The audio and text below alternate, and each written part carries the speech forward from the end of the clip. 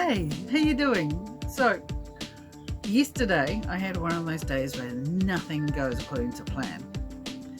And part of the things that went wrong was filming for my latest video. I was busy crafting away for several hours, thinking it was being filmed the entire time. However, it was not. What was happening was, because I used my phone to film and I sit it in a little tripod, what I didn't realize was one of the buttons was being touched by the part of the tripod, and my phone spent the 2 hours turning itself on and off instead of filming like I thought it was going to. So here we are, and I'm going to have to catch you up to date with what I've done so far. So the project was the travel journal. What I had done was I bought a art diary, so it's a cartridge paper, 110 GSM weight paper, and just a little A5 size. And what I did was I carefully removed the back through the back of the coil, or the binding spring thing, I don't know what it's called. Carefully removed the backing. That way I was able to take the front cover off. And yesterday I worked very hard doing this. And I'll run you through what I've done. First of all, I glued on a layer of brown paper. I crumpled it up because I wanted that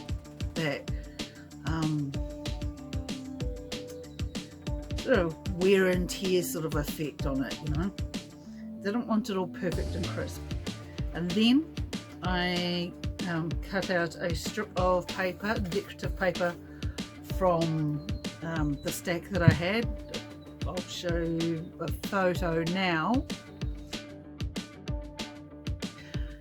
And you can see that there's a pile of things that I printed off on my computer, of like printed papers. Some of them were just decorative, some of them were famous paintings, probably copyrighted, but you know, hey. So on that paper, which I also crumpled up and then flattened out again, I stamped travel journal. Right. I found some rubber stamps that I've had for a very long time. I didn't have black ink. What I did was I made a bit of a watered down version of acrylic paint and carefully dipped it in that, stamped off the excess so it gets that slightly worn out effect on there as well. I then glued on a piece of lace. As you can see, I've sort of gone over the other sides a bit just to hold the ends down. I used regular Tacky glue. It's one of my usual glues that I use, and that seems to have held it down really nicely. I did have to have it under a couple of weights overnight just to make sure it dried nice and flat, because it looked like it was starting to curl and bend. Next is these little bits of decoration that are on there. Okay, these are actually stickers that I made from images that I found on the internet. Okay, I just googled them, googled things like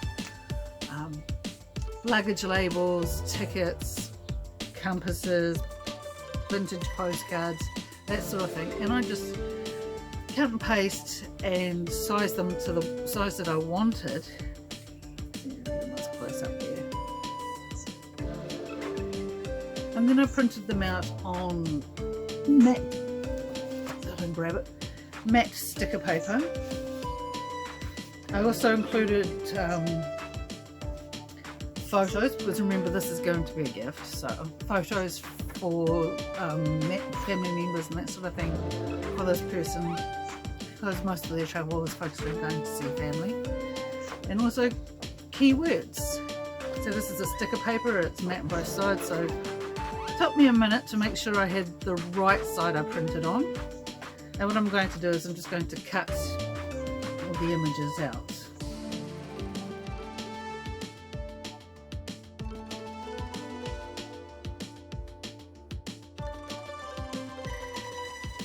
I also went on Here in New Zealand we have a website called Papers Past, and it's like an archive of old newspapers, and I assume a lot of countries have their own versions of it. And so I looked up travel and women travelling and that sort of thing, and it came up with little anecdotes and articles and jokes, and some of them are really quite funny. And what the whole purpose of them is to use as decorations all throughout the travel journal. You know, I've even got postage stamps.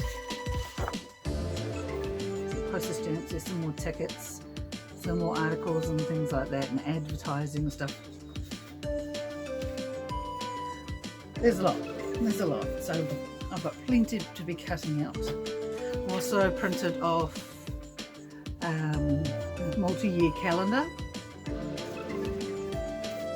That way, you know, it could be useful for several years. You never know, it might take that long for this whole pandemic thing to be over before travelling can happen again. Of course, art from the great masters, other vintage advertising images, and maps. Also include maps. So these ones I'm going to use for making pockets and decorating pages in the journal as well. I've got ideas on what I want to do, but that's where I am so far. Then the very last thing I did yesterday was I got some polymer clay and I made a key. I want to stick this on the front of the art journal too, but I've got to paint it first, so that's today's thing. Paint it, and then I'm going to maybe stick it on here. Maybe the jaunty handle, I don't know. I haven't decided which way it's going to look yet. I've also today I've marked where all the holes are in the cover. So I need to poke my way through those so I can put the cover back onto the journal itself. So we're caught up to date. This is where we're at. Now let's get back to work.